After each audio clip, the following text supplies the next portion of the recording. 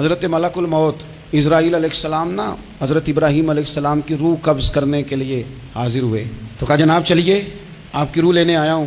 تو حضرت ابراہیم علیہ السلام فرمانے لگے اسرائیل، یہ قاضی ثناء اللہ صاحب پانی پتی رحمۃ اللہ علیہ نے اس کو تفسیر مظہری میں لکھا ہے۔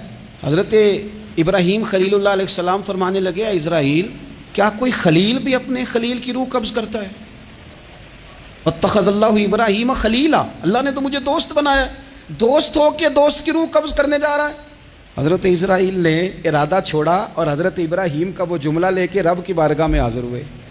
عرض کی مالک جناب ابراہیم علیہ السلام نے فرمایا ہے کہ اللہ کی بارگاہ میں عرض کرو کہ مالک کیا کوئی خلیل بھی اپنے خلیل کی روح قبض کرتا ہے؟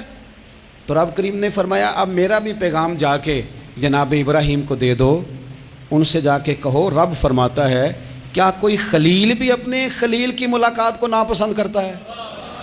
آپ کو تو ملنے کو بلا رہے ہیں، موت تو ایک پل ہے، یہاں سے گزریں گے تو جا کے محبوب سے ملیں گے، تو کیا کوئی خلیل بھی ناپسند کرتا ہے کہ وہ اپنے خلیل سے ملاقات نہ کرے؟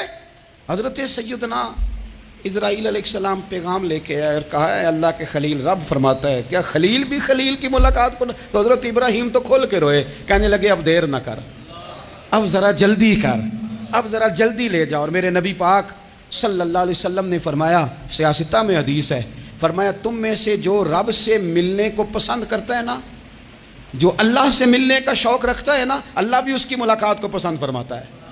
تم میں سے جو رب سے ملنے کا شوق رکھتا ہے، اقبال کیا کہتے ہیں؟ کہتے ہیں تیرے عشق کی انتہا چاہتا ہوں، تو میری سادگی دیکھ میں کیا چاہتا ہوں، میرا ذرا سا تو دل ہے مگر شوق اتنا، میں وہی لن ترانی سنا چاہتا ہوں، مالک میرا دل کرتا ہے میں تجھ سے کہوں رب آریلی، میں تجھے دیکھنا چاہتا ہوں، اور تو مجھے کہے لن ترانی تو نہیں دیکھ سکتا، میرا ذرا سا تو دل ہے مگر شوق اتنا، میں بھی وہی لن ترانی سنا چاہتا ہوں۔ پھر خود ہی کہنے لگے او بھری بزم میں راز کی بات کہہ دی، میں بڑا بے ادب ہوں سزا چاہتا ہوں۔